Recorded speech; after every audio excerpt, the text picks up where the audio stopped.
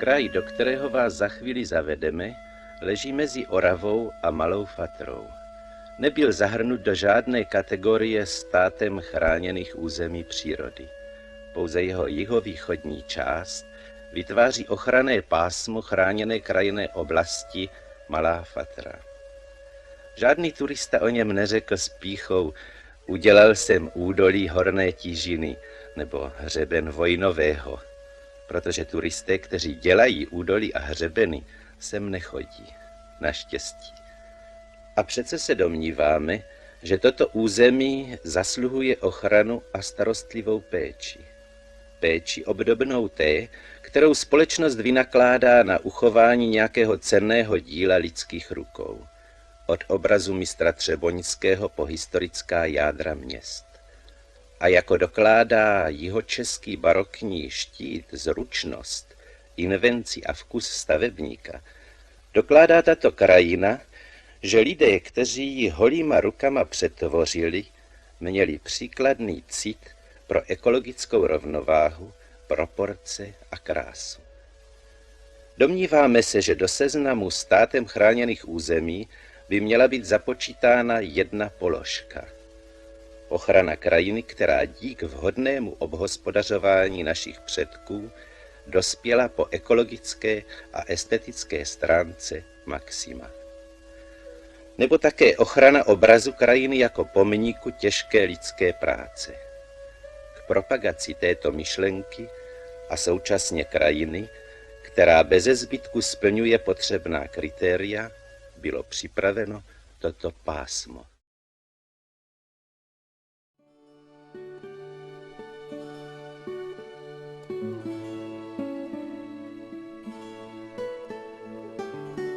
Vím, že za 9 horami a 9 lesy stojí zlatá lípa v průzračném zářijovém světle a tiše naslouchá dávným hlasům.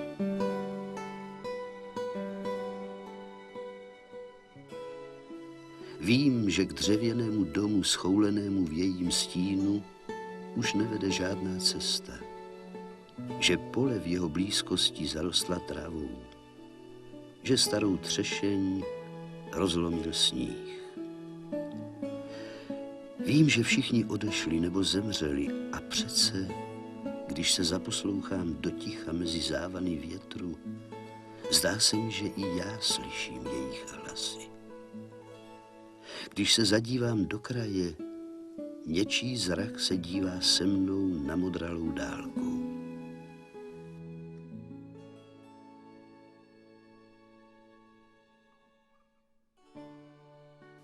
Slyším také zvuk nabírané vody, zvonění stáda na hřebenech a praskot hořícího dřeva ve starodávné peci.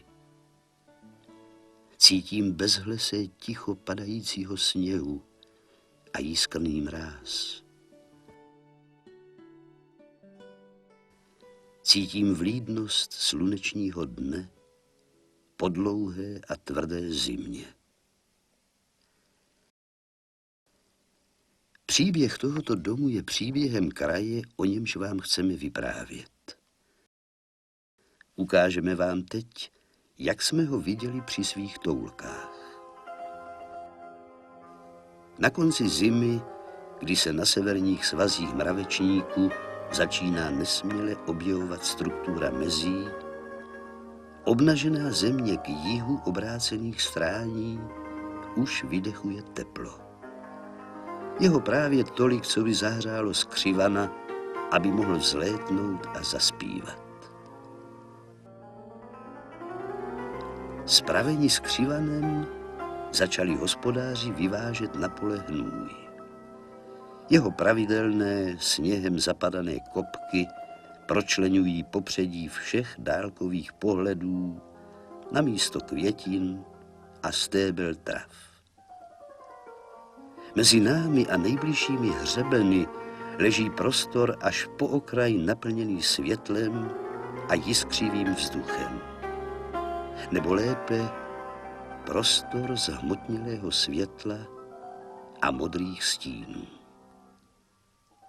Zatímco voda už vyzvání mezi střechýly že přichází jaro, strážné hřebeny Malé Fatry jsou ještě pod sněhem a malé smrčky na jejich svazích zapadané až po uši. Ukážeme vám dále údolí časně z jara, kdy na tváři kraje je ještě patrná únava z přestálé zimy. Barvy loňského roku odplavila voda z tajícího sněhu a ty letošní jsou ještě skryty pod vybledlou travou. Jen místy, díváme-li se dobře, uvidíme žluté obláčky kvetoucích vrb. V záklitu mezí, kam nedosáhne nízké slunce, leží ještě sníh. Ale všude tam, kde včera zmizel, byl položen jemně fialový koberec kvetoucích krokusů.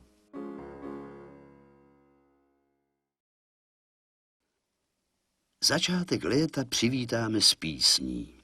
Nastal čas senosečí a spořádaných kupek sena. Čas vysoko naložených žebřiňáků, drkotajících po strmých úvozových cestách do údolí, čas kvetoucích mezí. Poslechněme si, jak se zpěv rozléhá v širé volnosti kraje od kopretiny ke kopretině, od meze k mezi, od stráně ke stráně. Jako ty líháš od mojho vankúša.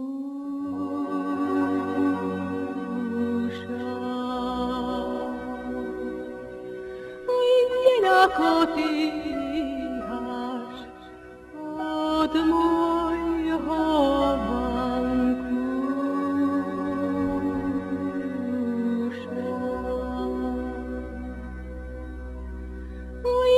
Jako ty líháš, dělako ty býváš.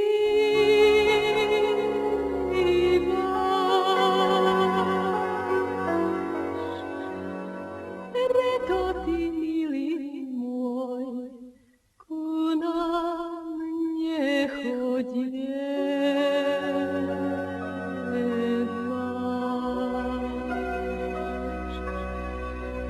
Preto ty, milý môj, ku nám nechodievaš. Žnětu zapříznivého rozpoložení bohů nastávají koncem srpna. Jejich barvy jsou sivá žluť mandelů a vybledlá modř vzdálených kopců. A samozřejmě také šťavnatá zeleň mezí, které místy ještě bohatě kvetou. Šla bych ho pohľadať, neviem, kde. Je-li rok obzvláště studený, posune začátek žní až do konce října. Tyto promočené mandele pod oblohou, která vyhrožuje sněhem, už patrně nepoznají suché zátiší stodoly a jejich zrno přijde na zmar. A konečně vám ukážeme kraj v jasných říjnových dnech, kdy z bohaté palety barev ustoupí šťavnatá zeleň listnáčů, kdy se před dálky spustí uklidňující modrý jas a kdy v nesčetných odstínech hnědé zahraje podzim svou zádumčivou melodii, podobnou té, kterou právě slyšíte.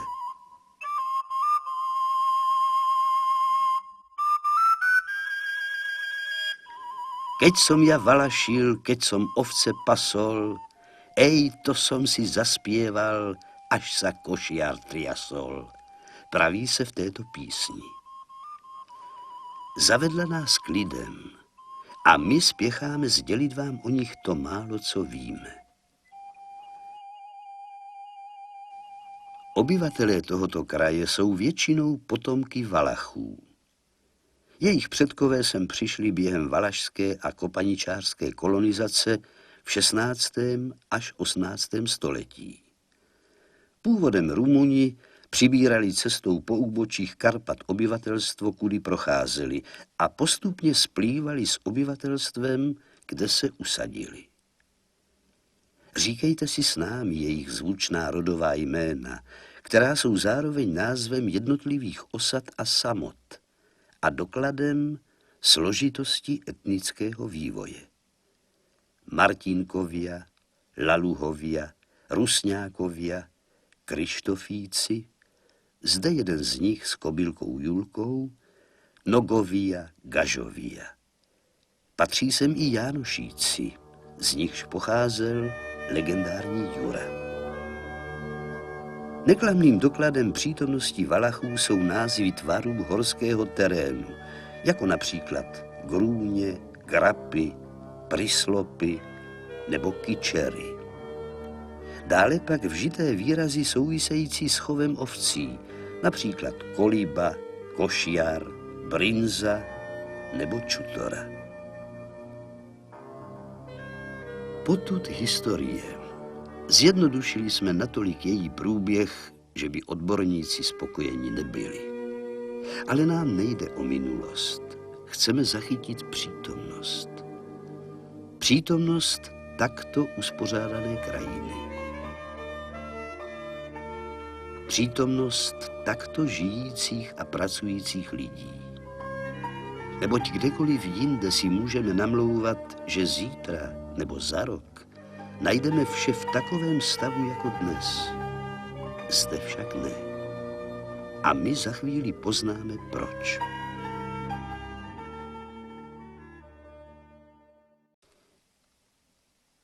Podívejme se znovu do krajiny, která je vlastně výsledkem lidské práce. Do krajiny, která je beze zbytku hospodářsky využívána. A přece stejně krásná, neli krásnější, než krajina nedotčená člověkem. Struktura polí připomíná strukturu stop, kterou po sobě zanechává sochařská špachtle nebo dláto. Je dobře patrná a přece neruší výsledný tvar. Stuhy polí se vinou po úbočích s lehkostí, která už ničím nepřipomíná dávnou dřinu. Pečlivost, pořádek, šetrnost je heslem tohoto kraje, kde žádná hrouda nepřijde na zmar a kde okrasné zahrádky bývají malé jako dlaň. Tam, kde je zapotřebí zpevnit svah, aby neujel do údolí, rostou stromy. Lidé tu bez výpočtů erozního ohrožení pochopili, že putující stín stromů je pro jejich chudobná pole méně nebezpečný než voda proudící po svahu. Ostatně i vodám potůčků ponechali pro jistotu jejich zelený doprovod. Na polích tu najdeme paličky máku, brambory a hlávky modrého zelí. Hlavně však chudobné obilí, pečlivě pokosené a srovnané do načepířených mandelů různých tvarů. Nadevším panuje rosutec, tentokrát s bílou vlajkou mraku.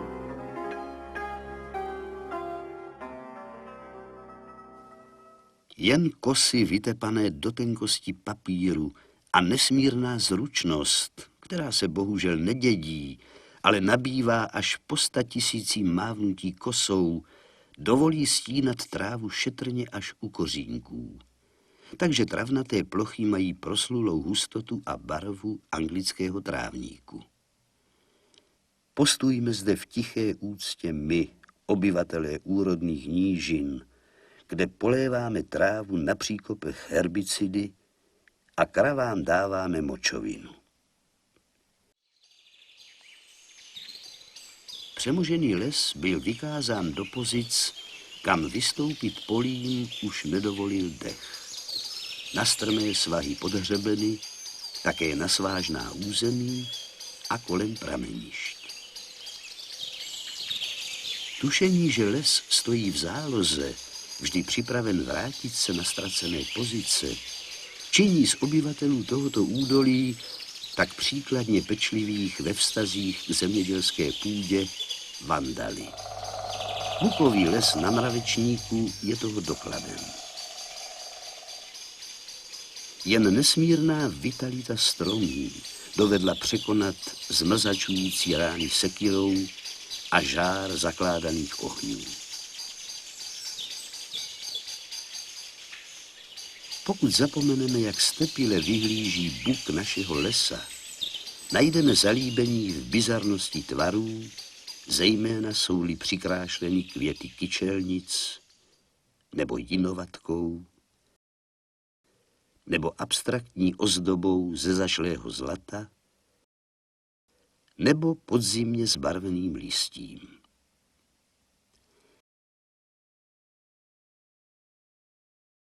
A nyní se podívejme, kde bydlí obyvatelé a současně tvůrci tohoto kraje. Bydlí zcela určitě tam, kde jsou z dálky patrné vysoké stromy. z kraja veselého. Bydlí někde blízko místa, kde se pase kůň, pribitý, jak se tu říká, ke kolíku. Mojeho mil, Nebo tam, kde na nás za skupinou keřů vykoukne kravka alpsky reklamního vzezření.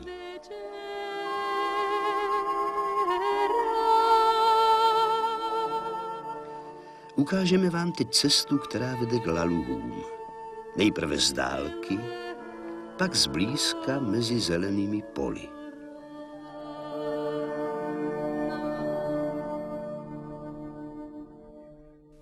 Ukážeme vám tutéž cestu o pár měsíců později, mezi křivolakými stíny oplocení, v nevysokém zrnitém sněhu březnového dne. dajže mi pozdraví. Ukážeme vám dále intimitu vnitřních prostorů osad, kde dřevo dýchá útulností, jak táflovaný salon starého zámku. Všechny stavby jsou jakoby variacemi melodie, kterou důvěrně známe.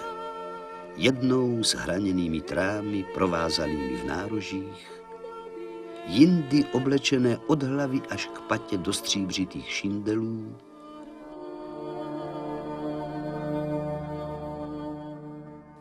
jindy zase z kuláčů.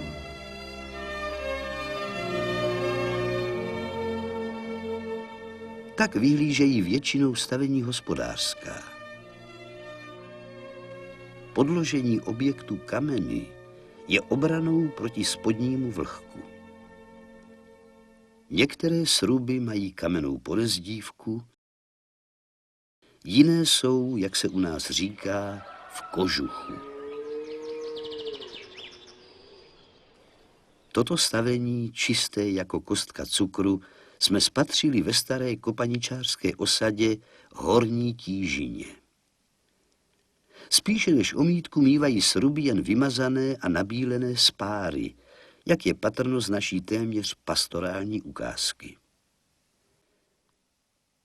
Podobný nepořádek tu nebývá zvykem a proto jsme si ho trochu zaujatě zdůvodnili nástupem techniky.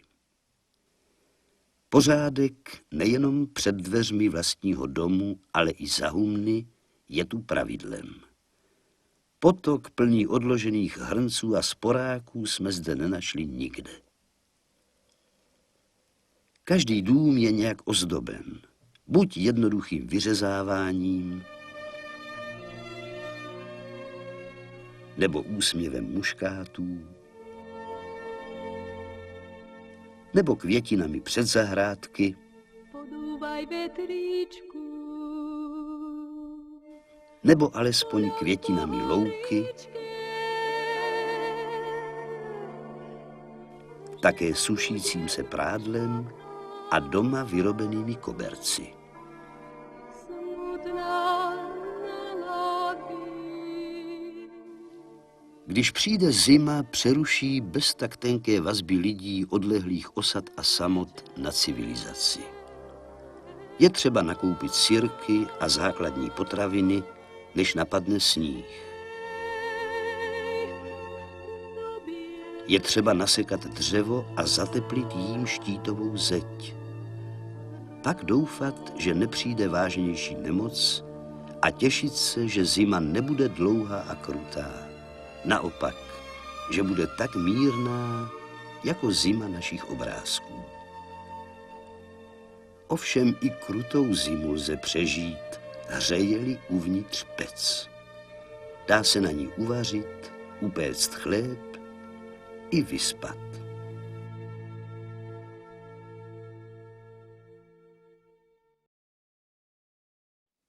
Oblast Kysucka, o níž vám vyprávíme, patří k nejzachovalejším oblastem lidové architektury. Podobných osad, staveb, cholvarků tu bylo napočítáno kolem 800. Žádné z těchto stavení ještě neví, co je to břizolit a obkladačkami lemovaná okna. Všechna mají vzácně uměřené proporce a vzácnou schopnost umocňovat svou přítomností krásu okolní krajiny. Nikdo menší než Mies van der Rohe o nich řekl: každému zaseknutí sekyry přináleží význam a každému úderu dláta výraz. Kde jinde můžeme najít větší strukturální jasnost jako na starých stavbách? Kde jinde najdeme jednotu materiálu, konstrukce a formy? Tady jsou shromážděny znalosti celých generací. Jaký cit pro materiál, jaká síla výrazu je v těchto stavbách, jaké jsou hřejivé a krásné. Zdají se být ohlasem starodávných písní.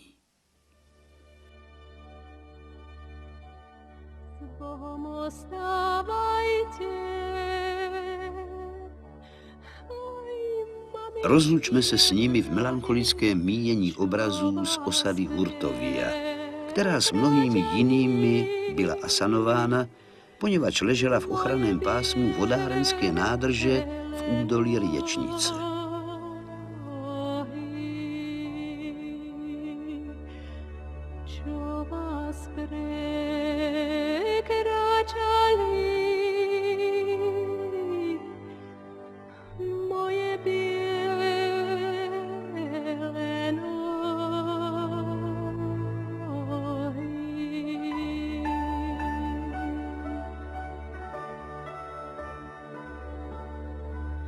S Bohom ostávajte.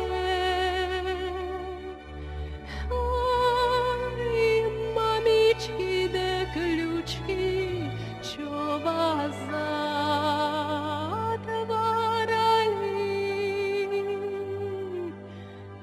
Moje biele ručky. Ne všechny osady bohužel jsou v takovém stavu, jako jsme viděli až dosud. Opustí-li je lidé, zahospodaří v nich vítr a sníh. Pak nastoupí kopřivy v početných šicích. Někdy napomůže družstevní bača, potřebuje-li dřevo pro svou kolíbu, jako v případě této osady zvané Kyčerka. Po nějakém čase tu nezůstane nic. Jen v paměti zbylých ovocných stromů žije obraz domu, který zde stával. A tváře lidí, kteří zde žili a kteří je sázeli.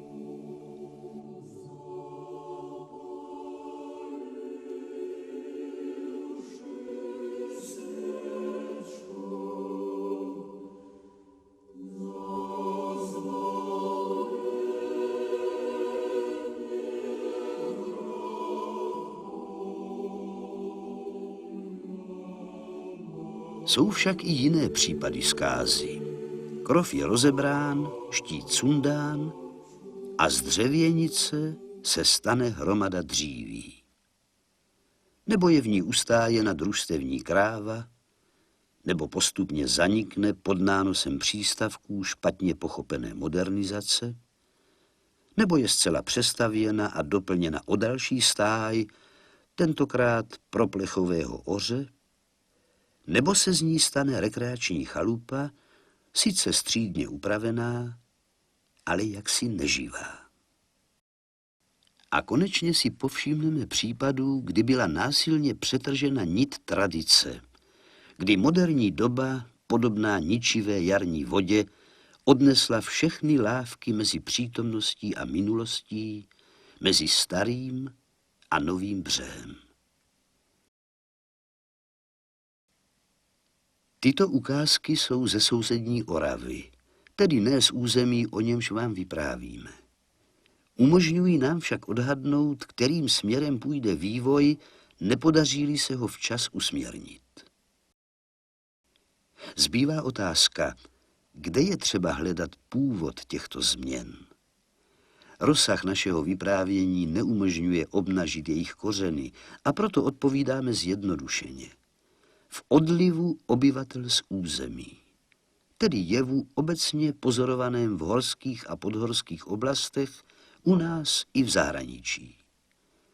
Početní synové a dcery těch, kteří tu dožívají, postupně odcházejí za větším výdělkem, za ústředně vytápěným bytem a samoobsluhou na dosah ruky.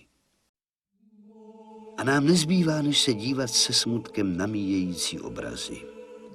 Na trpělivou odevzdanost starých lidí, kteří v pozdním říjnu kopou brambory ze studené, blátivé země. Na koně, který v mrazivém větru čeká na teplou stáj. Tento proces je neodvratný, pokud se nepodaří radikálně zlepšit životní podmínky těchto lidí. Pokud nebudou zvýhodněni, že svou přítomností udržují tuto krajinu krásnou, živou a vyváženou. Vedle chátrání osad bude mít odliv lidí z území negativní důsledky i pro krajinu. Opuštěná pole zarostou travou a lesem.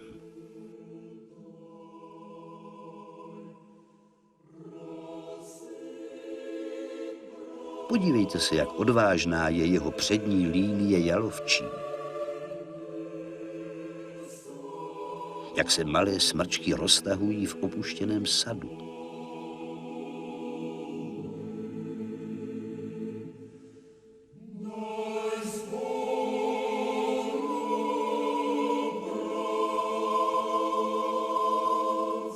Podívejte se, jak se les kryje kouřovou clonou mlhy, aby nebylo vidět jeho útok. Mezitím na mírnějších svazích zmizí textura řemenicových polí ve prospěch velkých zemědělských honů. Zde je jeden z nich s dobře patrnými stopami po rozoraných mezích. Nepřáli bychom si ho vidět po velkém dešti.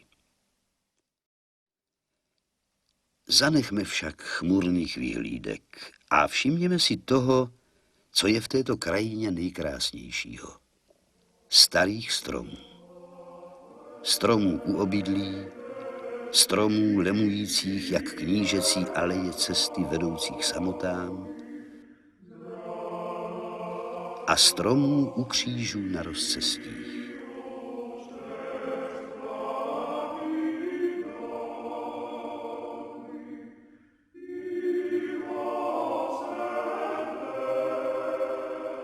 Povšimněme si dále starých lip u osady Kačerů v čase babího léta a na konci zimy za italsky modrého nebe.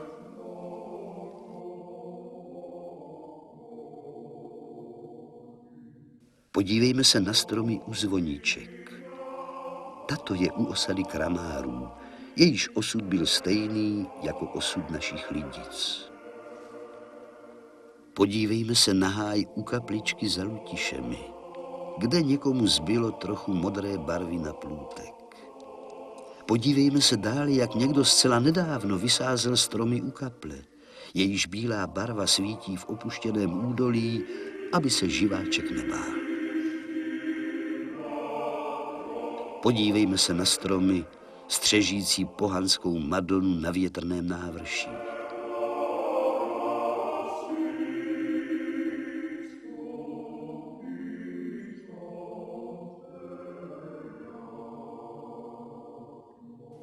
A konečně si povšimněme stromů, které rostou ve volné krajině a ku podivu nikomu nepřekážejí. Snad žádný jiný kraj nemá tolik starých stromů a tak málo pařezů jako tento.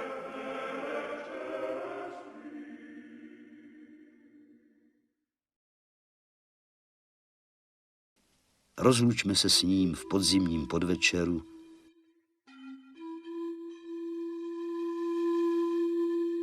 kdy suchá tráva žhne odleskem zapadajícího slunce a kdy z hlubin údolí vystupuje večerní mlha.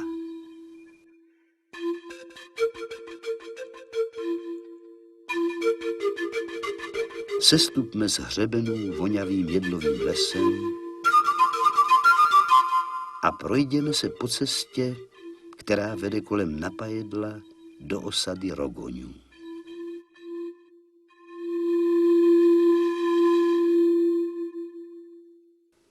Tam, co se zcela určitě bude pást bělouš s grošákem.